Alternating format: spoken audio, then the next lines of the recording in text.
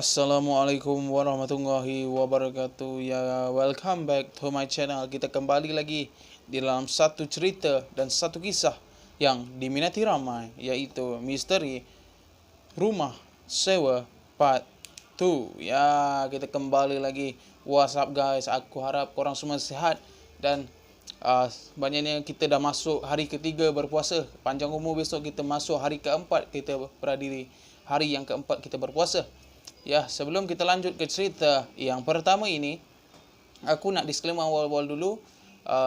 Siapa yang ada penyakit-penyakit kronik ataupun penyakit-penyakit yang membahayakan diri anda, saya harap anda ambil langkah-langkah lain untuk mendengar cerita ini. Anda boleh dengar, tak ada halangan, tak ada apa, tak ada kena saman ke apa, beribu-ibu, tak ada. Sebab dalam video ini ada pelbagai elemen seram ataupun elemen-elemen yang boleh memeranjatkan diri anda. Kalau tidak ada apa-apa lagi, mari kita ke cerita yang pertama. Anggaplah semua ini hanya sekadar hiburan saja. Jangan mudah taksub apa yang telah disampaikan. Okey, untuk cerita yang pertama ini, saya terima cerita ini melalui email. Yang menghantarkan cerita ini bernama dia Syahrul. Nama dia Syahrul. Dia menetap di Assalamualaikum. Dia hantar ke cerita ini, dia kata Assalamualaikum Fiknas, saya Syahrul, berasal daripada Johor. Ada satu pengalaman misteri yang ketika saya sewaktu umur saya 20, saya menyewa sebuah rumah di Johor juga. Pengalaman ini menghantui diri saya sehingga ke hari ini. Kalau semua nak tahu apakah cerita dia, mari kita dengar. Cerita ini dia kata, pada satu hari itu saya ingin mencari rumah sewa. Tiba-tiba saya ternampak satu paparan iklan yang hendak menyewa rumah ataupun sedang mencari rumah sewa. Saya pun terdetik hati nak tahulah rumah ni macam mana. Dia pun call ejen rumah tersebut.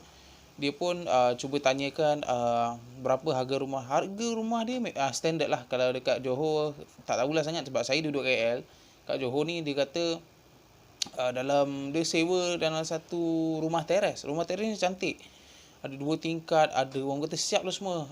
Tiba-tiba sekali bila dia masuk dalam satu ruang tu, ejen dia kata bilik pintu belakang ni jangan buka bilik ni memang dikunci. Lepas tu yang Syahrul ni macam okey kami tak akan buka. Lepas tu bila diorang dah orang kata bayar apa semua, deposit untuk 3 bulan. 3 bulan apa semua, diorang pun masuk dalam rumah tu. Diorang hari pertama tak ada, hari kedua tak ada apa-apa gangguan. Masuk hari ketiga, diorang terdengar satu bunyi seolah-olah bunyi meraung tau. Macam orang meraung kesakitan di dalam yang pintu ejen tu suruh jangan buka. Dia pun macam setiap malam dia akan dengar. Dalam pukul 12:30 malam dia akan dengar bunyi orang meraung seperti kesakitan. Dia macam mana datang bunyi ni kan. Dia macam dari mana datang bunyi ni. Dia pun macam dah fine lah, mungkin orang sebelah, dia fikir. Dan hari demi hari dia macam terfikir bunyi tu seolah-olah dekat. Dia fikir maknanya hari yang ketiga tu dia fikir jiran sebelah. Tapi bila setiap hari dia dengar, dia maknanya suara dia tu seolah-olah makin lama makin dekat. Dia pun macam kenapa suara ni makin lama makin dekat kan. Lepas tu dia masuk 2 minggu tu, dia dengan kawan dia cakap apa kata kita buka lah pintu belakang ni, pintu bilik belakang yang ejen suruh jangan buka ni. Kita nak tengok apa kat dalam. Pintu ni asyik tutup je, bosan lah, asyik rumah terperap je dalam rumah. Lepas tu kawan dia kata jom lah kita buka. Diorang pun buka kunci.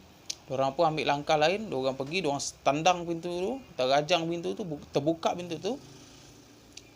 Diorang tengok dekat dalam tu tak ada apa-apa kecuali ada satu gulung kain kuning dan satu gulung kain merah yang berada di tengah-tengah bilik tu tersebut. Dia macam kenapa dia tengok, tak ada apa, kain ni dia letak lah susun apa semua. Lepas tu dia tutup pintu tu balik. Dia pun kemas-kemas ke dalam tu, dia keluar, lepas tu keluar pergi makan. Lepas tu bila dia balik kat rumah dia tu, dia tengok keadaan rumah dia tu seolah-olah macam ada orang masuk bersepah, bersepah apa semua barang jatuh apa. Tapi yang dekat dalam bilik dia, dalam bilik kawan dia, kat ruang tamu bersepah, kursi terbalik, kursi meja makan boleh jatuh, kursi apa semua. Dia macam, apa benda ni, apa terjadi ni kan. Lepas tu dia terdengar satu bunyi yang amat menyeramkan, seolah-olah satu bunyi tu macam bunyi garau tau. Macam contoh,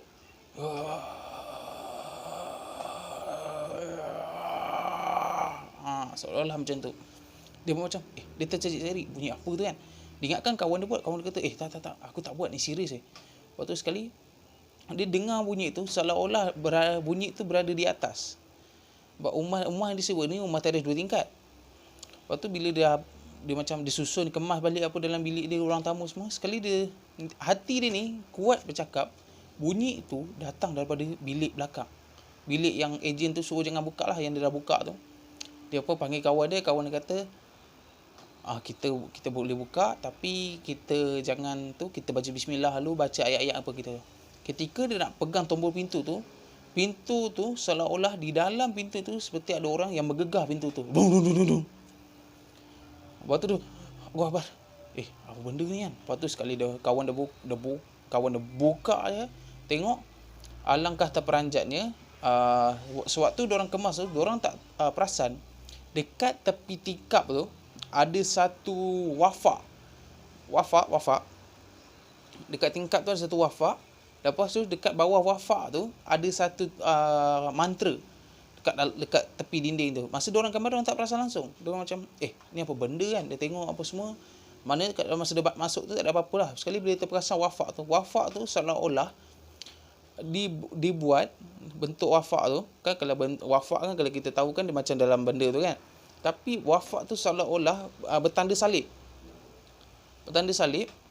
Lepas tu sekali dia macam, ini tanda salib. Kenapa pula wafak ni bertanda salib kan? Lepas tu kat bawah wafak tu ada satu bacaan, tapi bila dia orang tengok balik, ini bukan bacaan Quran, ini mantra.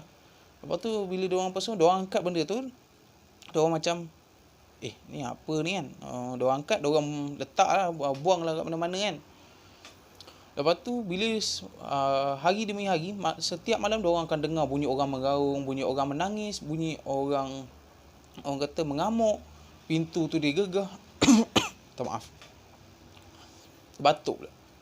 Macam-macam dia orang dengar. Lepas tu dia orang tak sedap hati, dia orang jumpa jiran sebelah. Dia orang dah kenal jiran sebelah ni lah. Jiran sebelah ni kata, rumah ni memang dah lama kosong apa semua. Lepas tu dia orang tanyakan kisah rumah ni apa semua. Rupanya baru dah dia orang tahu, dulu rumah ni orang kata diduduki oleh seorang bomoh.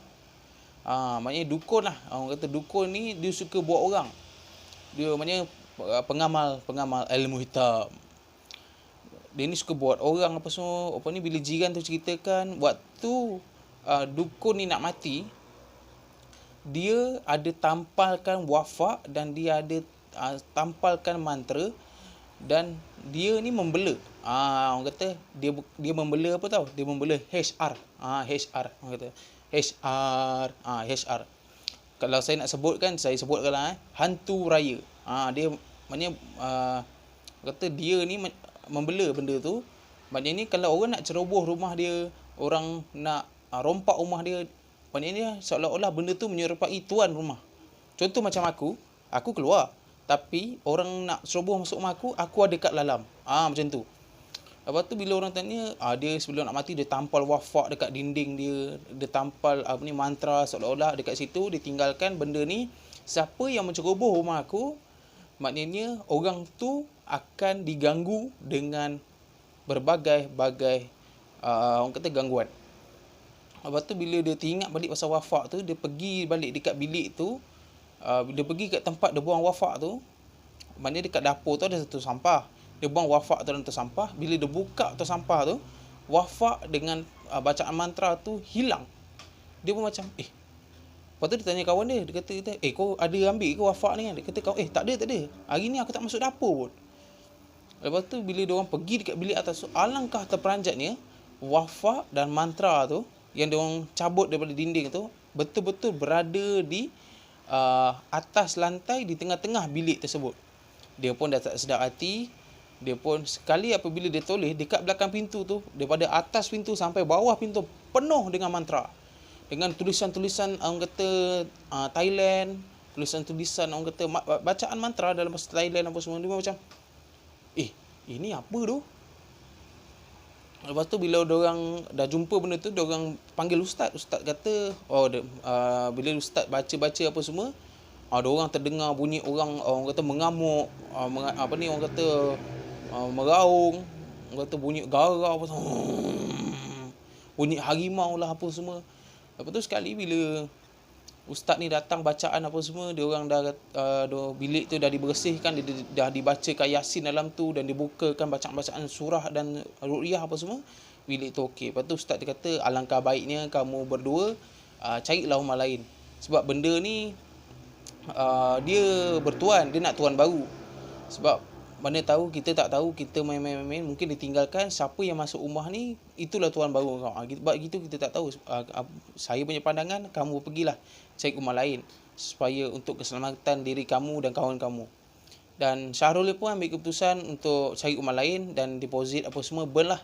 Dia kata tak apalah, demi orang kata keselamatan saya pindah. Sampai sekarang ni saya dah duduk dekat sebuah kondo. Kondo tu pun okey. Orang kata kehidupan saya sekarang ni pun okey. Tapi sewaktu saya nak menyewa rumah kondo ni, saya teringat pasal cerita yang saya mengalami orang kata gangguan dekat rumah sewa pertama saya ni. Saya dah jadi trauma. Tapi kawan saya kata itu dulu buang yang keruh, ambillah yang jernih. Maknanya kita fikirlah untuk kehidupan kita. Sebab kalau kita fikir asyik trauma je, macam mana kita nak hidup? Kita nak duduk kat mana? Sebab mak bapak kita jauh. Itulah dia kata saya dah duduk sini, saya dah berubat dengan ustaz-ustaz semua. Saya dah tak ada rasa trauma apa lagi. Saya sampai sekarang, saya punya kehidupan alhamdulillah dimurahkan rezeki dan diberikan kesihatan yang baik. Itulah untuk cerita yang pertama. Rumah dukun santet, bye. Kalau aku pun takut, bang. Gila. Okeylah, sebelum kita lanjut ke cerita yang kedua, aku nak bagi tahu dulu, tolong aku minta subscribe, orang kata like and share, komen lepas ni nak video apa. Sebab saya buat video ni bukan untuk saya jadi famous, tak.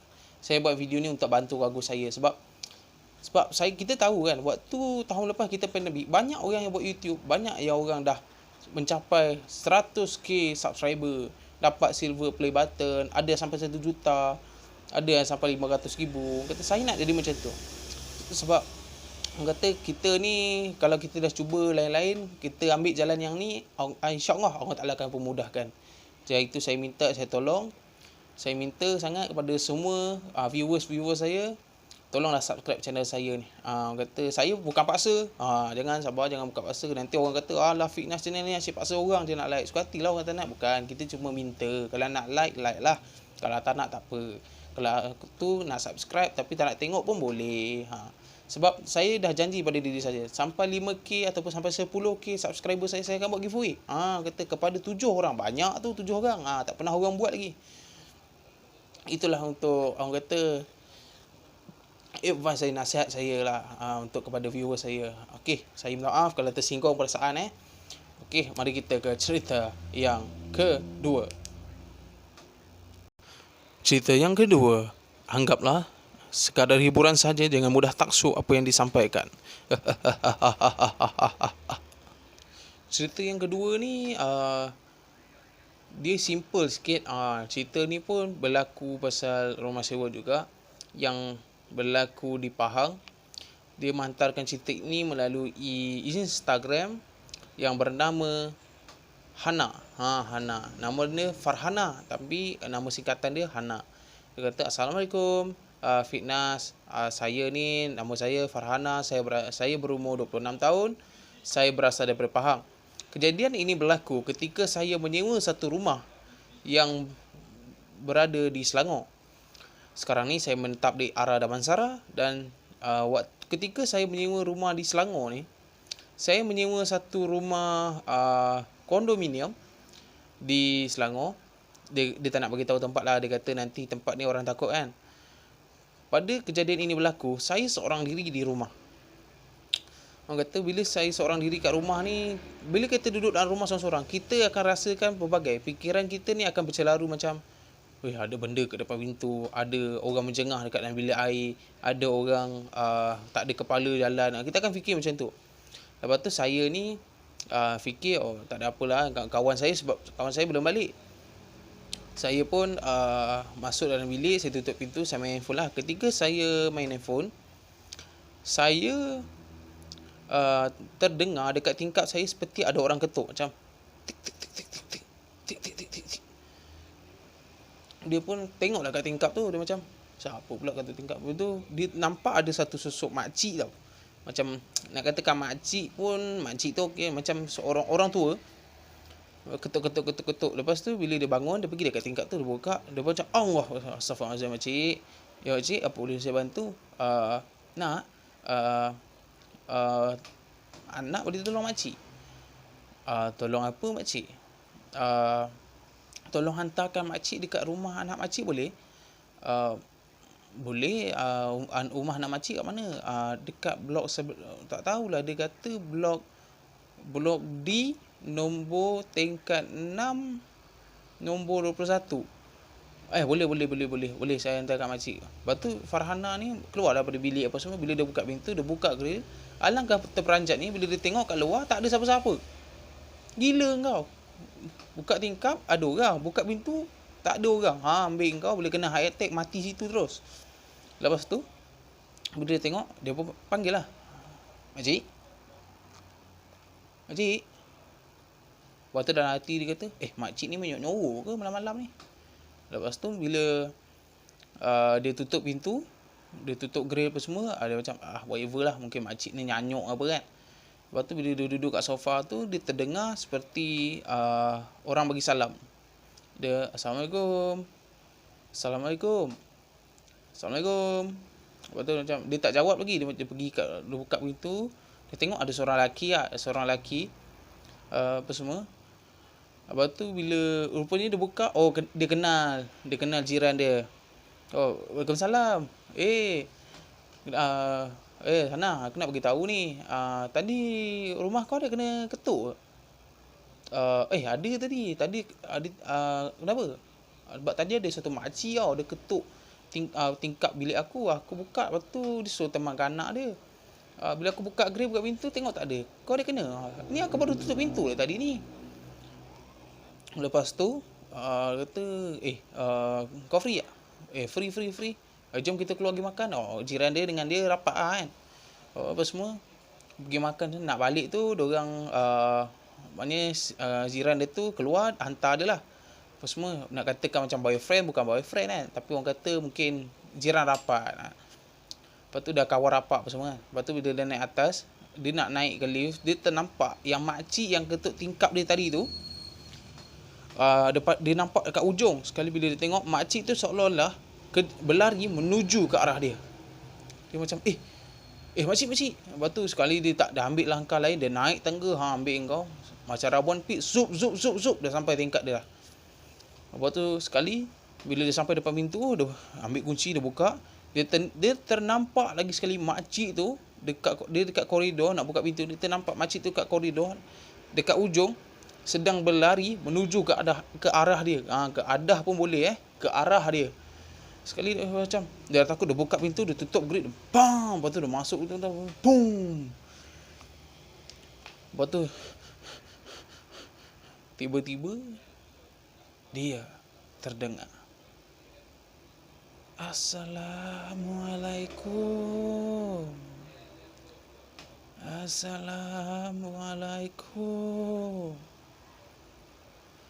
Dia senyap dan dia ketakutan. Dia kata, saya nak menangis masa tu, tapi saya takut benda tu kacau saya. Lepas tu dalam 20 minit tu suara tu dah menghilang. Waktu tu dia nak tidur, dia ambil keputusan, dia cuci muka, dia nak tidur. Dia sewaktu nak tidur tu, ada kata dia pusing kiri, pusing kanan. Sekali bila dia pusing ke belah kiri, dia ternampak makcik tu sedang berdiri dekat depan pintu bilik dia. Dia nampak, sekali dia nampak, Allah Akbar. Lepas tu sekali makcik tu seolah-olah nak katakan berjalan bukan berjalan, tapi dia macam ni.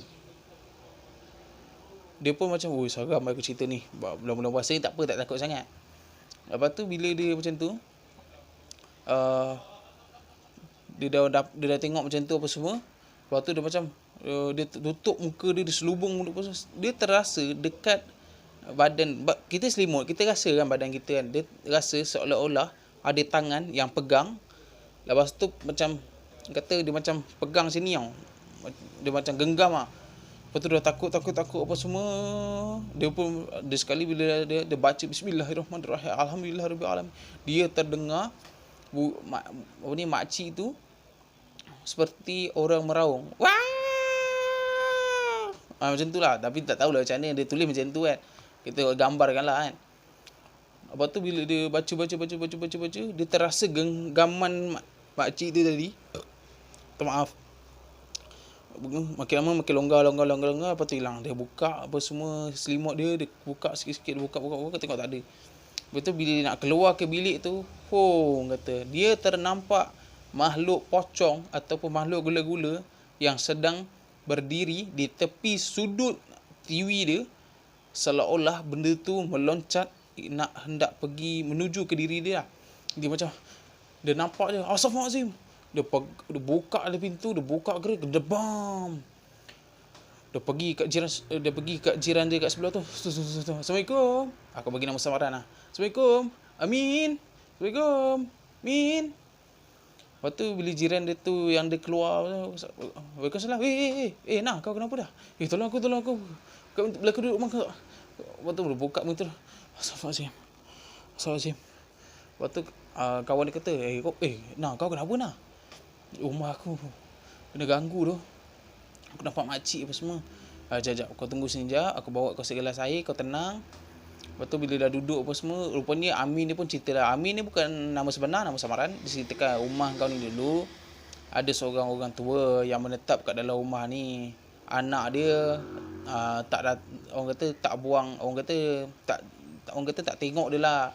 Hari raya pun tak datang, puasa pun tak datang. Maknanya dia biarkan mak dia kat dalam rumah tu. Kalau sakit ke mati ke, anak dia biarkan je. Sebab anak dia dah kahwin dengan orang bandar. Isteri dia tak suka mak dia apa semua. Sekali makcik tu meninggal. Maknanya lepas 3 hari baru orang tahu makcik tu dah meninggal apa semua. Sebab setiap kalau selepas makcik tu meninggal dalam 3 bulan ke macam tu, diorang masih ternampak makcik ni ke hulu ke hilir dalam rumah tu seperti dia hidup lagi. Lepas tu dia selalu dengar bunyi orang menangis. Lepas tu bila orang lalu kat depan rumah dia tu, dia ternampak tapak tangan dekat cermin tu seolah melekat. Lepas tu dia tunjukkan muka dia. Seolah macam tu lah. Lepas tu bila orang kata Hana ni pun dengar apa semua, dia ambil keputusan untuk pindah lah kan. Dia kata tak apalah. Dia ambil keputusan untuk pindah apa semua. Lepas tu dia menetap dekat kampung dia balik. Damansara, jauh kampung. Damansara, dia dah kawan dengan kawan dia. Lepas tu dia ajak yang jiran ni pindah sama dengan dia. Tapi orang kata bukanlah duduk serumah. Ambil kau laki perempuan duduk serumah, kena tangkap basah apa tahu. Maknanya dia duduk blok lain, ni duduk blok lain. Tapi kalau tu bertemu lah juga kan. Maknanya sekali bila dia dah pindah apa semua, rumah tu dinyatakan ada, orang kata roh tak tenteram lah dalam rumah tu. Maknanya masih ingatkan lagi. Itulah untuk cerita yang kedua. Cerita yang kedua ni sedih lah kita kalau ikutkan. Dia ada seram, dia ada sedih lah. Tapi bila nasihat aku untuk cerita yang kedua ni, selagi kita ada mak, kita jangan buang dia. Selagi kita ada ayah, kita jangan biarkan dia. Sebab apa? Itulah syurga kita. Memang syurga di bawah tapak kaki ibu, tapi kunci syurga ada di bawah tapak kaki ayah. Sebab kita jangan biarkan mak kita. Sebab dia rindukan. Walaupun contoh lagi anak tunggal kan. Kita anak tunggal. Maknanya itulah satu-satunya anak dia. Bukan anak orang lain. Sebab dia akan menantikan kehadiran kita. Waktu raya, waktu puasa. Berbuka dengan dia. Suapkan dia makan. Bapa kita borak dengan dia. Hiburkan hati dia. Itulah orang kata pengubat rindu dia. Kata selagi kita ada mak, selagi kita ada ayah, jom pergilah balik minta maaf, minta ampun pada dia. Kalau kita ada buat silap, kita pergilah minta ampun, minta maaf pada dia. Sebab kita tak tahu umur dia sampai bila. Mungkin sekejap lagi, mungkin sejam lagi, mungkin esok, mungkin tak sampai seminit lagi Allah Ta'ala panggil dia pulang. Itulah untuk kisah ataupun nasihat untuk cerita yang kedua. Banyak sebenarnya pengajaran yang boleh kita ambil. Walaupun cerita ni cerita seram, tapi di penghujung cerita ni ada kisah-kisah sedih ataupun nasihat-nasihat yang disampaikan. Sebelum kita menutup tirai cerita misteri rumah sewa, aku nak nasihatkan kepada korang, jagalah orang bak kita, junjunglah mereka di atas kepala kita selagi dia masih hidup. Okeylah, itulah untuk nasihat aku. Jaga diri, patuhi SOP yang ditetapkan oleh kerajaan, dan jangan biarkan diri anda diselubungi misteri. Kita jumpa pada minggu depan setiap hari Jumaat di Fitness Channel ICU. Assalamualaikum. See ya.